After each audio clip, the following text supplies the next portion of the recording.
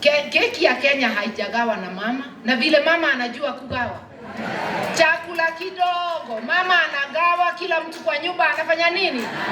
Anapata. Keki ya Kenya inatakiwa igawe na mwenye kugawa mpaka kila mtu apate yake. No more exclusion.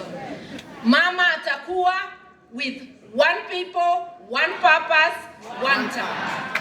I want to profoundly thank my brothers.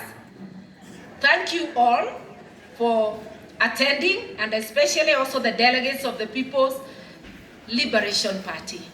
May God bless the People's Liberation Party, the United Opposition, and the Republic of Kenya. One people, one purpose, one time. Asanteni sana. Unite, liberate.